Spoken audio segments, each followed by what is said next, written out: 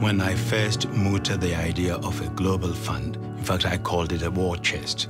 Quite a lot of people laughed it off, saying, there he goes again, dreaming. You know, and I love dreams. It always starts with a dream. Ask yourself, what do you need to live? Food? A home? A job?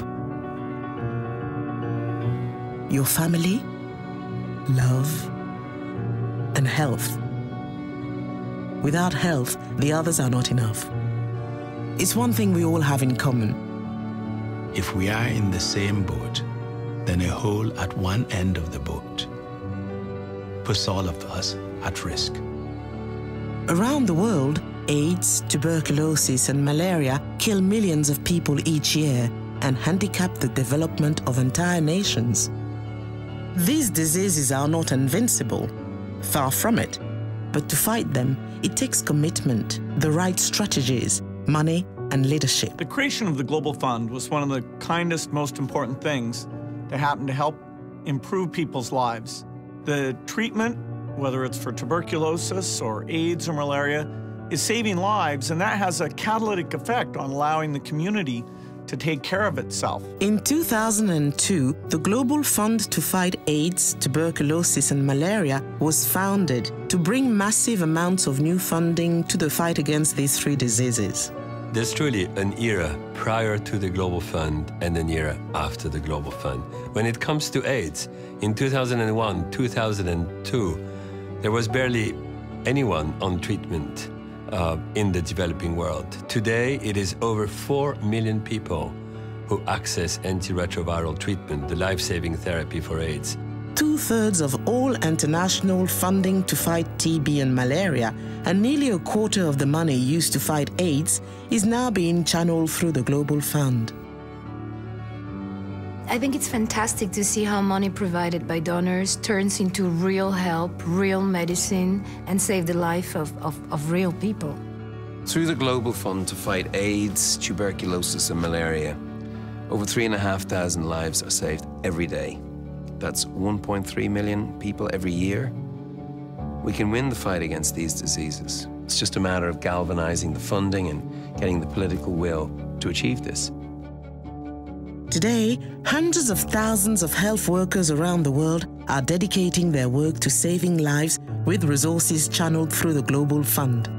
It's the countries that are in the driving seat. The countries decide on their programs, they decide on their budgets, they decide on how the money will be channeled.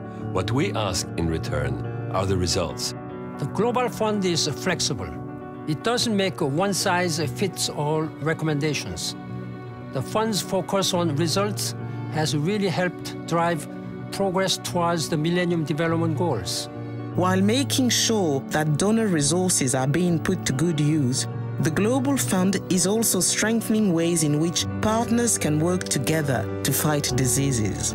No one can fight an epidemic alone, nor the Ministry of Health or the public sector or the private sector or the civil society or the international organizations. When it comes to fighting an epidemic, everyone has to come together. Well, the Global Fund is run very professionally. It sets big goals, it measures itself, it's constantly improving, and the injection of resources, expertise from businesses could help the Global Fund be even more ambitious. All of us can be proud of what we have established, what we have done, but more importantly, be conscious of what still needs to be done. There can be no let-up in the fight against AIDS, tuberculosis, and malaria. If we ease up, this disease will re-emerge. We either win this fight or we lose it. The success of the Global Fund is a test of global solidarity. If we are to achieve the goal of eliminating transmission of the virus from mothers to children by 2015, there is still a lot of work that has to be done, but it is within our reach.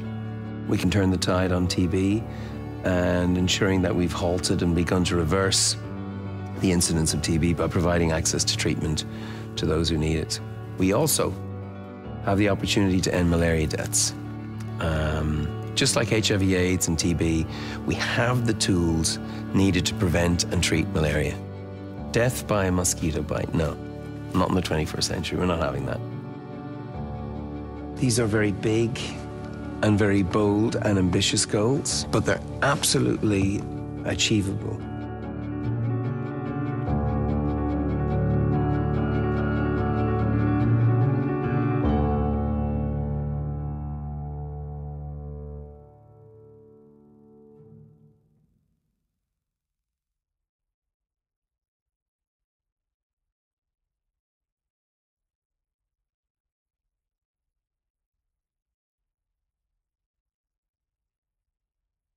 Free future generations from HIV. If you sign up, we can make it happen on bornhivfree.org.